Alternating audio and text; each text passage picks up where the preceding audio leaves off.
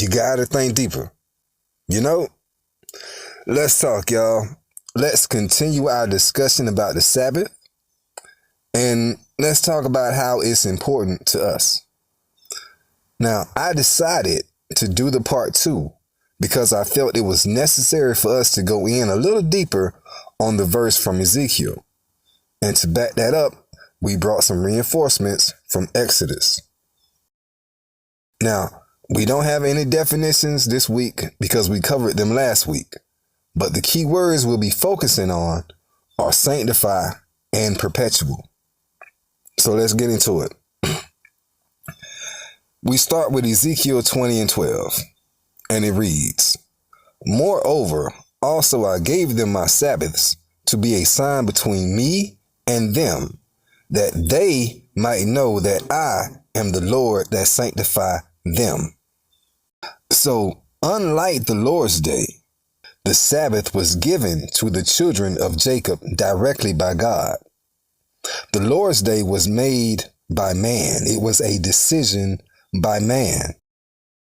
Remember, we learned that there was never a command from God or Jesus that said to change the day of worship, especially to the seed of Jacob.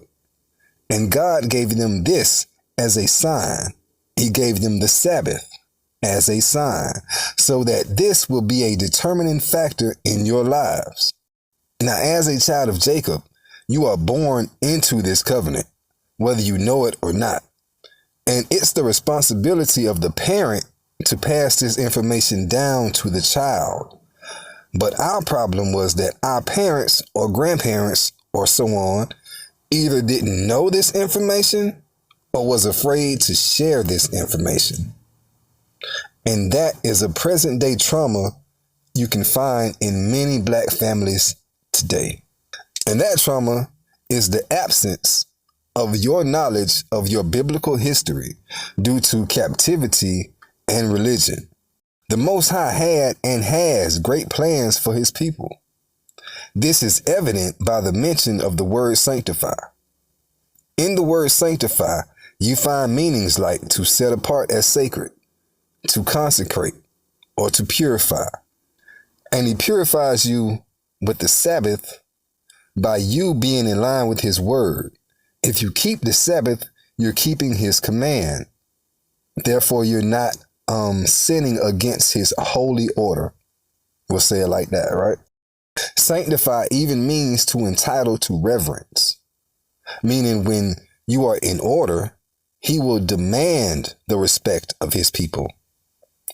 But you see how we are treated as Black people worldwide, right? He wants to bless us more and correct us less. I believe the word says it's better to be obedient, right? Obedience is better than sacrifice. He also has plans to make us productive and to prosper us. But like I said, what has been the narrative of the Negro in these lands of bondage? And that's all because we're out of order. Exodus 31:16 says that wherefore the children of Jacob shall keep the Sabbath to observe the Sabbath throughout their generations for a perpetual covenant. A perpetual covenant. And this covenant is between God and the children of Jacob. And perpetual simply means forever or no end to. Plus, we remember there is no command from God to stop because Christ came not to destroy. Think about it like this. Now, there are the Ish people, right? And they keep the Sabbath. And they will keep this until the end of their time. And no other religion is influencing them to stop. But there are religions that cut you off of your memory of who you were before captivity. You don't know your name. It was replaced. You don't know your language. It was replaced. And I tell you, the religions of wood and stone made you not to know your God. They tried to replace him too. You gotta think deeper. Y'all be blessed.